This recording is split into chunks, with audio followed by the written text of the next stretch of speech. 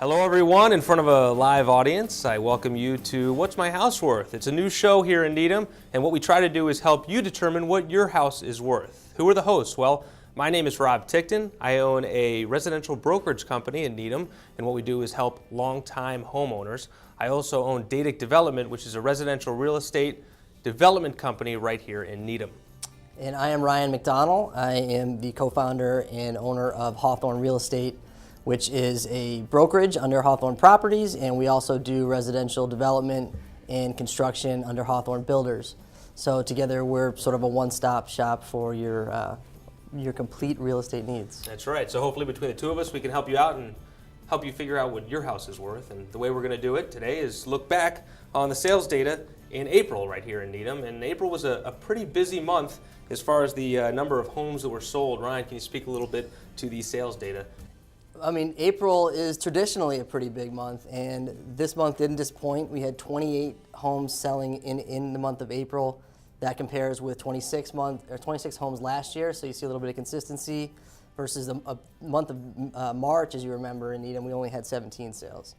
So, and pretty good numbers too. I mean, the average list price, $854,000, and an average sales price of $825 for 97% of list. Right, and it was a pretty diverse kind of outlay of homes that had sold. I know 8 of those had been over the $1 million price tag.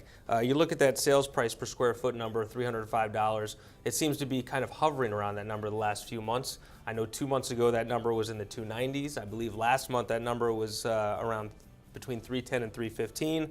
So generally speaking, it appears that in the town of Needham, the average dollars per square foot hovers somewhere around that $300 number. Again, though, as we say, it doesn't mean you take your house, right, your square footage, multiply it by 300, and bingo, there's your sale price, or else this wouldn't be any fun at all. That's right. Stop running to your calculator. Put it down for a second because it doesn't necessarily translate to an exact number. There's more to it. There is a little bit more to it. One other thing, 137 days on market for these houses that sold, a good sign. It shows that we're starting to flush through some inventory in Needham. That also includes a house that was on 80 North Hill. The days on market for that particular listing was 494 days. I think what you're going to see when we look forward is the houses that are on the market right now in Needham, the average days on market is less than what's sold. So correct me if I'm wrong, but it looks like we're starting to churn through some potentially stale inventory. Yeah, and a lot of that obviously has to do with timing as well. So inventory gets stale often over the winter, as you know, there are less buyers out looking at inventory. The stuff that was on the market towards the end of the last year tends to sit, maybe a little bit more so than stuff that's fresh and ready for spring. All right, well, now that we've had a chance to give you an overall treetop look at what sold in the month of April, now what we like to do is drill down at a couple of listings in particular. And as always, as we've done in every episode that we've ever done here on the Needham Channel, we start with the big seller. Ryan, 857 South Street, tell me what you see. I see a house that was built in 2000 that sold for $1,650,000. This house was one of the houses that was on the market for a decent stretch, 471 days through a couple of different listing periods. And agents as well.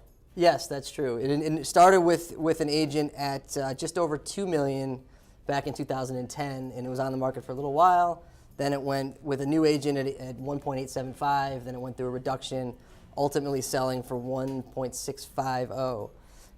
Big house. Big house, and I think the size of the house probably drove why it was listed where it was. I think one thing that really popped to my attention looking at this is 6,900 square feet. That includes the basement as well as a finished attic, both finished levels, but just 4 bedrooms over that many square feet. You don't see that very often for a house that's quite so big, do you? Yeah, and it's sort of a listing agent's dilemma, because if you look at the house and the floor plan and the way it lays out, there is a 5th bedroom potential on the 2nd floor.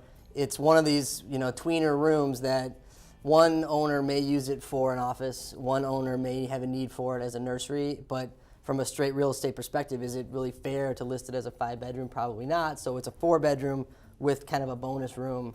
But I mean, I think what jumps out at me the most about properties like this, and with Needham in particular, we all know there's a lot of new construction in Needham. And this house, though, I guess you could call it young, it's only 12 years old, but with such an influx of new construction on the market, and even homes that are starting to turn over that were built even 4 and 5 years ago, that when you get these houses that are 10 plus years old, while they're beautiful, that when they were new, they were designed with with all the care in the world, with attention to detail and all that stuff.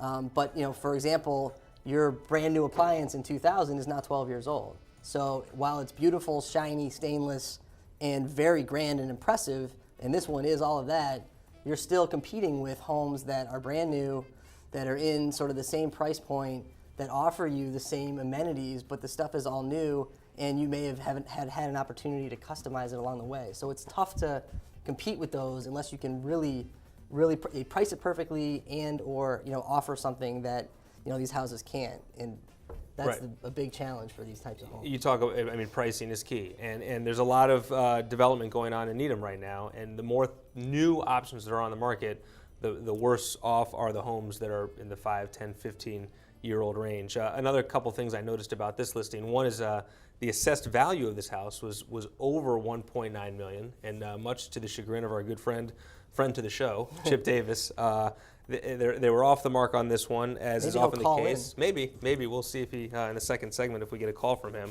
Wouldn't be the first. And then that's one thing I noticed. The other thing was, this is interesting, and this is a question I have for you. And the odds of you getting it close are probably pretty slim, to be honest with you. Oh, good. So I'm setting the bar low. All right. So this house, as you know, was a brand new construction in the year 2000. Do you know what it sold for in 2000?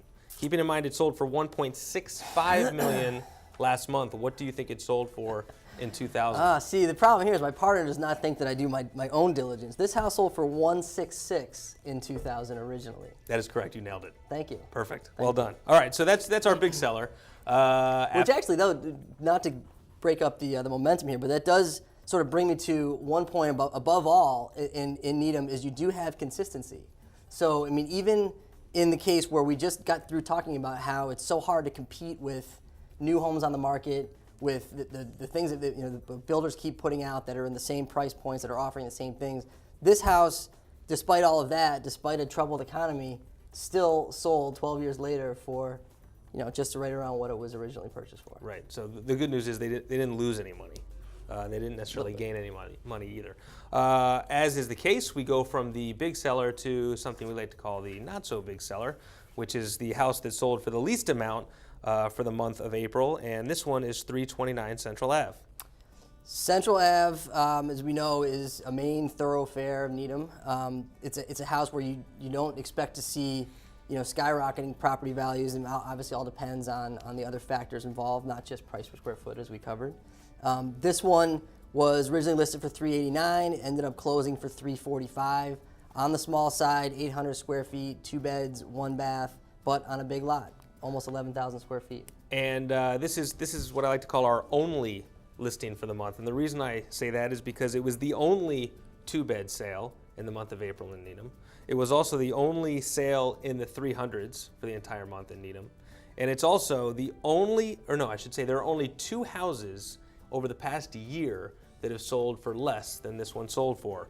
One was at 263 Nahoyt and the other one was at 96 Central. So over the course of the last 12 months, this is the 3rd most inexpensive house to sell in Needham for single-family homes per MLS. So I would say somebody got a pretty good deal. Somebody got a pretty good deal. Small house though, 800 square feet. It felt like 800 square feet. You could argue it felt like a little bit less than 800 square feet, but good sized lot, also backed right up against Elliott's school. So if you move into that house and you have kids going to Elliott, they can literally hop the fence and boom, they're at school. But that is our not so big seller for the month of April. Yeah. Ryan, would you like to, one more comment? Oh yeah, I was just gonna say that this one, there's other factors to consider when you're looking at this house as a potential buyer. And if you're a developer, you can look at it and say, all right, there's 11,000 square feet here. I have a basis now in the 3s. Is there upside here? Part of that analysis is always looking at what can I sell this house for if I did decide to redevelop it. And Central Ave did provide a couple of comps that may not have helped this one. Just a few houses down from this one. That's right. 2 new constructions home that sold within a month or two of this one. If I remember correctly, they sold in the 8s, which makes this a tough project to make money on from a builder's perspective, even at a price that was the 3rd lowest price over the past 12 months. But does give you good upside in value from a homeowner's perspective. Right, and just because one builder thinks it's not a moneymaker, you never know, another builder might see it a different way. Yeah. So that concludes the not so big seller. Next we go up to the featured sale of the month. This is typically a listing that for whatever reason catches our eye. Ryan, why did 48 Lake Drive catch our eye? Well, for starters, it sold for 113% of its original list price. So this house was positioned and marketed at $548, and it ended up closing at $620. Why? Right. Well, I mean, the why is a good question. And before What about the how? Before how is a good one? When I know when that happened. It definitely happened last month. Okay. But the one thing that jumps out at me before we get to that, as I completely break up our rhythm, is I find it interesting that so many people are so concerned about what they're pricing their house at. As you should be. As you should be, because they don't want to underprice a house. But I think one thing maybe this does show, that if you do underprice your house, it doesn't necessarily mean, as long as it's on the market and it's on MLS and people are aware of it, that you're going to be giving something away because you underpriced it. That typically a market will cause a house to kind of seek its own level, and that's what happened here. Right. I mean, and that's the greatest thing about the housing market is it's actually one of the most purest forms of capitalism, because the house will sell at its market value. As long as you list it actively and you put it on the market. A lot of people want to try to avoid putting it on the market because they don't want to pay a commission, but this is a risk they run, because if you just find one buyer and you settle on a price, you don't know if it's a true market value. True. But going back to what you were saying about why this one sold for $620 as opposed to $548, do you want to shed some light on this? Well, I mean, one thought is just given its location, Lake Drive rather, it's one of the few cul-de-sacs in Needham, so it makes it sort of unique. It's a big lot. There's some development going on the street, so the street's starting to turn with some newer homes, some renovated homes. It's almost a 15,000 square foot lot. So the one strategy that may have been taken here is to try to position this house to generate interest from two segments of the buyer market, the developer and the homeowner. So, I mean, if you're the seller sitting back and watching a homeowner and builders sort of both be involved in the purchase process, I mean, that can only help you.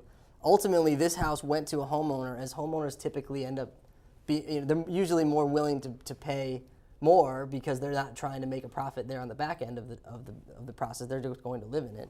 Right. We tell people that it's usually your house often has two different values: what a homeowner wants to pay for your house and what a builder wants to pay for your house. And sometimes that number is very close, sometimes it's not. So in this particular case, I see a list price of $548, and I think from a builder's perspective, that seems like it might be just about right. Maybe even a little high, but maybe not from a builder's standpoint. So I believe what might have happened here is it got priced thinking about what a builder would pay for it, but lo and behold, a homeowner comes in, decides that the house is worth well over $548,000, and bingo, your seller just sold your house for 113% of what it was listed for. Yeah, and since it closed, that means we know that it was purchased that it appraised. Because that's the great equalizer in all this. You can agree on a price, but that house has to appraise, assuming that the buyer is getting a mortgage. Right, and keeping in mind, I'm supposed to be asking you questions. You don't ask me questions. And I believe that does it for 48 Lake Drive. So that concludes the three particular houses we're looking at. A little bit later, you're going to be able to see all the houses that sold in Needham in the month of April. But before we get to that, I did want to take a peek at the market snapshot so we know what we have going forward as of May 10th. Ryan, what do you see when you look ahead in Needham at the market? I see a lot of activity. I mean, there's still a decent amount of inventory in Needham. It's a wide range. It's a mixture. I mean, when you say 134 active single-family listings as of MLS as of May 10th, that includes houses that have been on the market for 2 months. It includes houses that were on the market 10 minutes before we looked at this, and so it's a constant fluid motion. And we look back at last month, we had 125 single-family homes on the market according to MLS.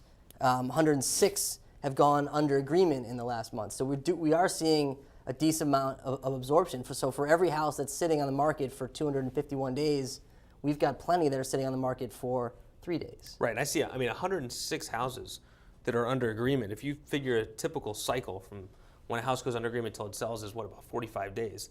That tells me when we do this show next month, and I'm sure you'll be tuning in for that, you'll see a whole lot of houses that had sold for the month of May. Yeah. And then also, 78 houses were under agreement same time last month. I mean, that says that there might be an uptick in inventory, but there also seems to be an uptick in houses that are selling. So overall, what appears to be a very healthy real estate market right now. Neil? Right. I mean, and just knowing that, the clients that I'm working with and being out, seeing open houses, just seeing the hordes of people that are out looking. I mean, there's plenty of demand in this town. So I mean, if you are a seller, this is an opportunity to take advantage of that because it's pretty strong out there. Right, and the fact that you've got a healthy demand and you have an average listing price that is now dropping tells me that hopefully it could be a perfect storm for a late spring market that continues to stay hot, hopefully well into the summer. Average days on market, 105, seems to be like a pretty good number to me. You think that looks about right? Yeah, I mean, it's definitely below what we're seeing from the recent months, and that's, again, I think a function of the winter season, because that typically will skew your days on market. Also, with Needham being such a strong new construction town, you do see a lot of builders positioning their homes to be finished in the spring. So some builders, when they like to put their houses on the market during construction, they may have a high days on market number because their house is on the market while it's being built, and then it's finished in the spring in time for the healthy spring market, but that doesn't help the days on market overall. That's right. Although that being said, the house with the most days on market is 170 Hoyden, which has been completed the whole time, and it's been on the market for almost 600 days. So It's a long time. That's leading the pack right now. So we'll keep our eye on 170 Hoyden. Because any minute now. Any minute now. In fact, you want to stay here live till it sells? That could be a long episode. Average list price per square foot, $331. We talked about the ones that had sold. It was $305. Those numbers seem to be about where they should be in relation to one another. Any other thoughts before we close out this segment and toss over the houses that had sold for the month of April? Again, just reiterating that this is still, we're in the thick of the spring market. We're in the middle of May. It's a good time to be a buyer with the rates being where they are. It's a good time to be a seller in Needham because there's a lot of demand. Just make sure you do your pricing appropriately. Do the pricing appropriately. Before we go to the next segment, a couple things I wanted to check off the list, so to speak. Number one, if you have any questions, comments, you want to know what your house is worth, please do not hesitate to call us. Ryan, what is the number that they should call us at if they want to know these things? If you want to reach a couple of real estate experts, you can call really anytime, 781-707-6564, and we'd be happy to help you. Absolutely. Anything you want covered on the show, we can do that too. Next segment, we have a guest coming in, as we always do. Right now, we project that he will definitely be a top 3 guest of all the ones that we've had thus far. His name is Bud Sumner of Sumner & Toner Insurance. But before we go to him, as promised, I wanted to show all the houses, single family per MLS, that have sold in Needham in the month of April. So here they are.